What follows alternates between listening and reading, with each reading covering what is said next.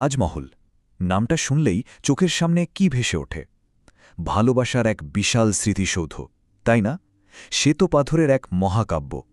কিন্তু আজ সেই তাজমহলের গল্পটা একটু অন্যভাবে শোনা যাক।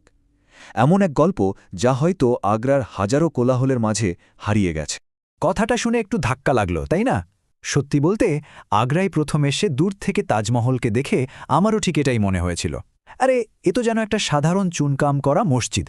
পৃথিবীর সেরা আশ্চর্যের সাথে আমার প্রথম দেখা হওয়ার অভিজ্ঞতাটা ছিল বেশ হতাশাজনক। আসলে যে কোনো বিস্ময়কর জিনিসই তো একটা সময়ের পর আর ততটা অবাক করে না, তাই না? আমার সাথেও ঠিক তাই হলো। যে তাজমহলকে দেখে একদিন মুগ্ধ হয়েছিলাম, সেটাই আস্তে আস্তে আমার দৈনন্দিন জীবনের একটা সাধারণ অংশ হয়ে গেল। কিভাবে সেই মুগ্ধতাটা ফিকি হয়ে গেল, সেই গল্পটাই বলি।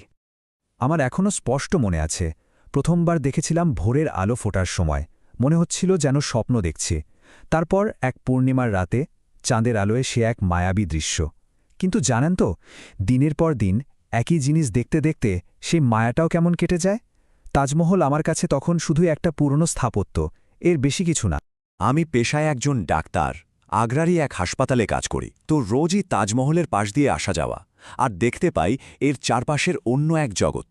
সস্তা সুভিনিয়ারের দোকান, পর্যটকদের ভিড়, হোটেল মালিকদের ব্যবসা, সব মিলিয়ে একটা বাণিজ্যিক ব্যাপার। এই সব কিছুর ভিড়ে ভালোবাসার সেই মহাকাব্যটা যেন কোথায় হারিয়ে গিয়েছিল। আমার এই রোজকার একঘেয়ে জীবনের মধ্যেই একদিন এমন একটা ঘটনা ঘটল, যা আমার কাছে শুধু তাজমহল নয়, ভালোবাসার মানেটাই পুরোপুরি বদলে দিয়েছিল। সেদিন আউটডোর শেষ করে বারান্দা দিয়ে নামছি, ঠিক তখনই ডেট দিয়ে একজনকে ঢুকতে দেখলাম। বেশ বয়স্ক একজন মুসলমান ভদ্রলোক, পিঠে একটা মস্ত বড় ঝুড়ি। বোঝাই যাচ্ছিল ঝুড়িটা খুব ভারী, কারণ সেটার ভারে ওনার কোমরটা একেবারে ধনুকের মতো বেঁকে গেছে।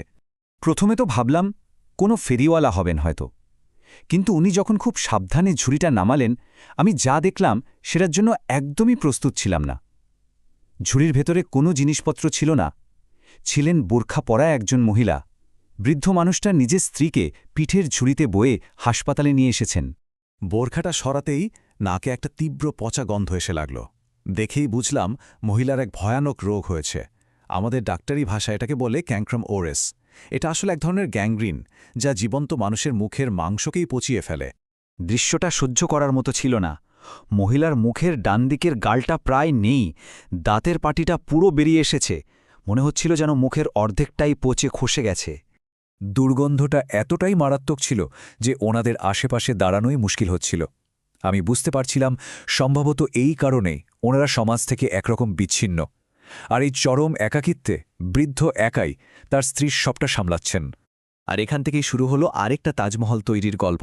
তবে এই তাজমহলটা কিন্তু শ্বেত পাথর দিয়ে গড়া নয়, এর ভিড়টা ছিল পিওর লাভ অ্যান্ড ডেডিকেশন। হাসপাতালে তখন একটাও বেড খালি ছিল না। অগত্যা ওনাদের বারান্দায় একটা জায়গা দেওয়া হলো, কিন্তু দুর্গন্ধের কারণে অন্য রোগীরা আপত্তি জানাতে শুরু করল। শেষমেশ ওনাদের সেখান থেকেও সরে যেতে হলো। ওনাদের নতুন আশ্রয় হল হাসপাতালের বাইরে একটা বিশাল বটগাছের নিচে। একদিন মুষলধারে বৃষ্টি নামল। আমি দেখলাম বৃদ্ধ নিজে পুরো বৃষ্টিতে ভিজছেন, আর একটা ছেঁড়া চাদর স্ত্রীর মাথার উপর ধরে আছেন, যাতে তার গায়ে এক ফোঁটা জলও না লাগে।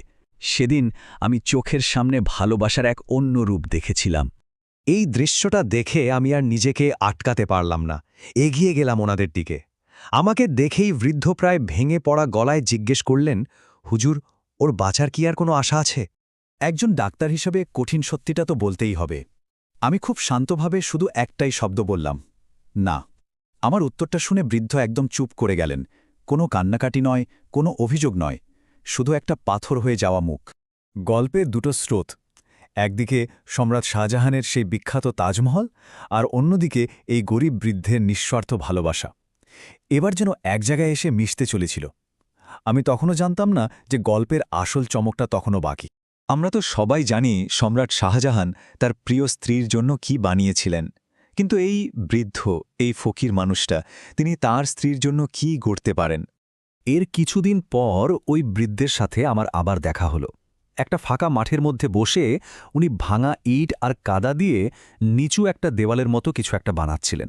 ব্যাপারটা বেশ অদ্ভুত লাগছিল। আমি এগিয়ে গেলাম। আমি কিছু জিজ্ঞেস করার আগেই উনি উঠে দাঁড়ালেন। তারপর খুব শান্ত গলায় বললেন, বেগমের কবর গাচ্ছি হুজুর। তার মানে ওনার স্ত্রী আর নেই। কথাটা শুনে আমি কিছুক্ষণ চুপ করে রইলাম। কি বলবো বুঝতে পারছিলাম না। চারদিকে একটা অদ্ভুত নিস্তব্ধতা। তারপর আমি ওনাকে আমার শেষ প্রশ্নটা করলাম, যে প্রশ্নটাই পুরো গল্পের মানেটাই বদলে দিতে চলেছে। বৃদ্ধ উত্তর দিলেন, আমার নাম ফকির শাহজাহান। হ্যাঁ, শাহজাহান। একজন ছিলেন সম্রাট যার কাছে সম্পদের কোনো অভাব ছিল না, আর ইনি একজন পথের ফকির। কিন্তু নামটা একই, শাহজাহান। এই নামটা শোনার পর আমার আর কিচ্ছু বলার ছিল না। আমি শুধু নির্বাক হয়ে দাঁড়িয়েছিলাম। আমার চোখের সামনে তখন আর আগ্রার সেই শ্বেতপাথরের তাজমহলটা ভাসছিল না। আমি দেখছিলাম ভাঙা ইট আর কাদা দিয়ে গড়া ভালোবাসার আর একটা তাজমহল। এই ঘটনাটা আমাকে একটা খুব বড় প্রশ্নের সামনে দাঁড় করিয়ে দিয়েছে। ভালোবাসার আসল স্মৃতিসৌধ ঠিক কী দিয়ে তৈরি হয়? দামি পাথর দিয়ে নাকি অন্য কিছু দিয়ে?